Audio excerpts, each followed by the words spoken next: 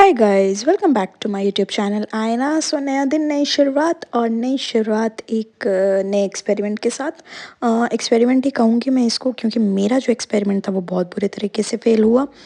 अम, ऐसा नहीं कि रिज़ल्ट अच्छा नहीं मिला, लेकिन जो एक्सपेरिमेंट कर रही थी वो तो फेल हो गया। तो मैंने थोड़ा सा गर्म पानी ले लिया था और उसमें डाली थोड़ी सी शुगर। आज मैं बनाने वाली थी पिज़्ज़ा।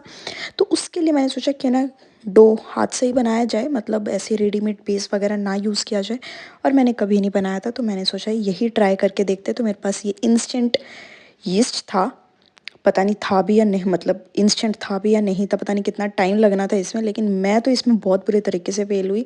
जो भी क्वांटिटीज़ लिखी हुई थी उसके अकॉर्डिंग मैंने इसमें डाला। मैंने ये मई में परचेज़ किया था और अब तक मैंने नहीं यूज़ किया था। तो पता नहीं क्या प्रॉब्लम आई इसमें, मैंने काफ़ी देर तक वेट की।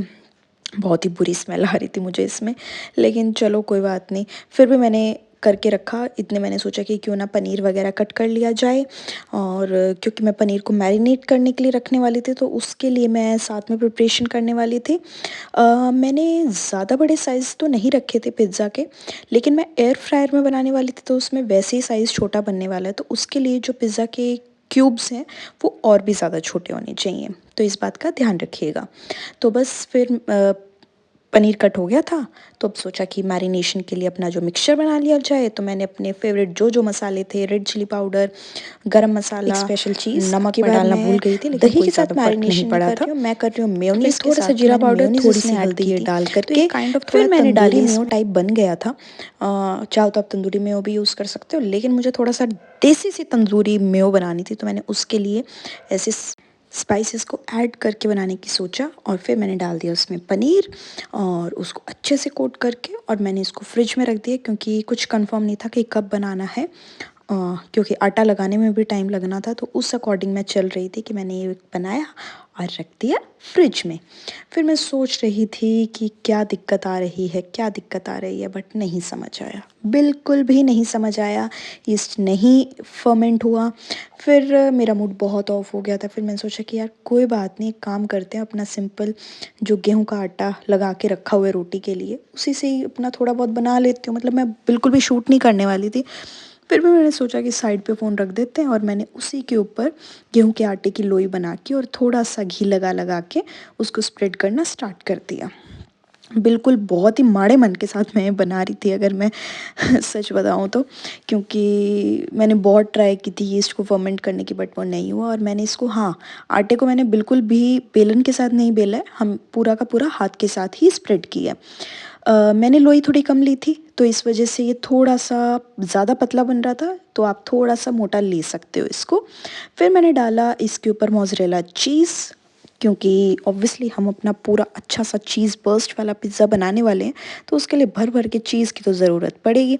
अब आप इस पूरे पिज़्ज़ा के अंदर एक ये चीज़ ऐसे कह सकते हैं कि हाँ भाई अनहेल्दी है, बाकी तो इसके अंदर आटे से बना हुआ है, तो फिर कुछ भी अनहेल्दी नहीं है। आप चाहो तो अपना ब्रेकफास्ट लंच डिनर तीनों टाइम खा लेना, कोई दिक्कत नहीं है।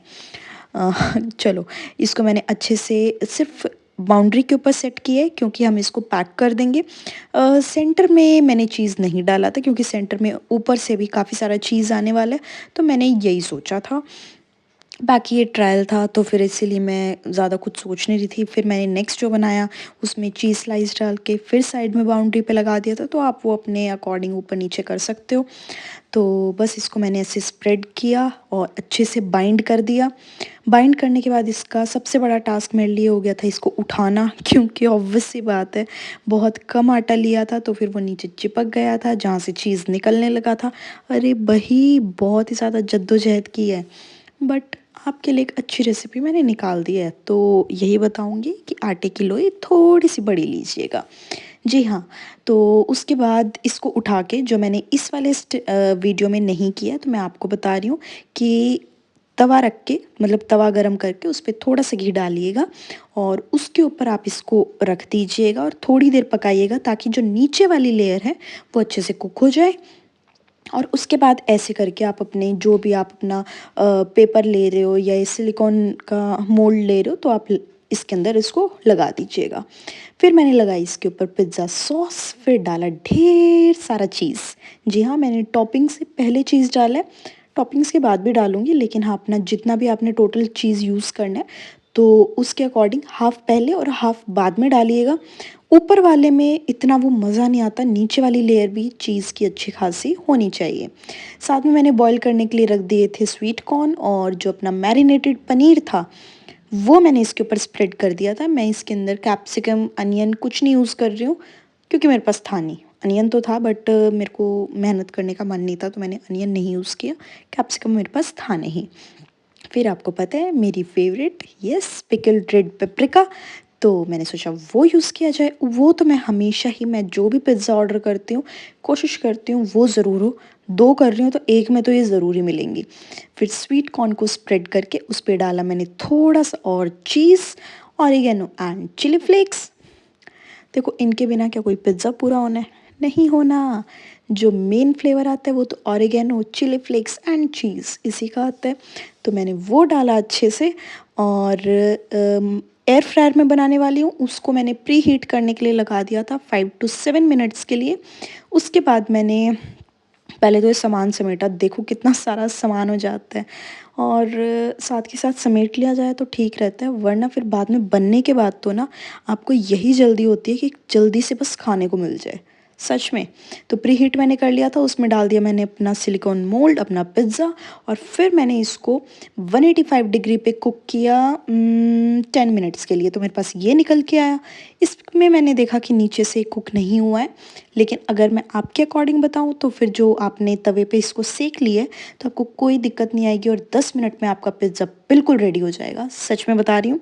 बस एक और बीच में ट्रिक बताती हूँ जो मैंने इसमें नहीं की थी, कि जब आप प्री हीट करने के लिए रख रहे हो और आपने अपनी जो बेस है उसको सिलिकॉन मोल्ड में लगा दी है, तो आप 2-3 मिनट के लिए इसको एयर फ्रायर में रख दीजिएगा, ताकि सिर्फ जो बेस है वो कुक हो जाए अच्छे से, क्योंकि बेस का कुक होना बहुत ज़रूरी है, वरना मेरी तरह दोबारा से इसको तवे पे सेकने लगोगे तो बनने में कोई कमी नहीं थी। बनने में ही ऐसा था कि मतलब आप बाहर का डोमिनोज़, पिज़्ज़ा हट, हर पिज़्ज़ा खाना बंद कर दोगे और बस यही खाओगे, क्योंकि ये बहुत अमेज़िंग बना था।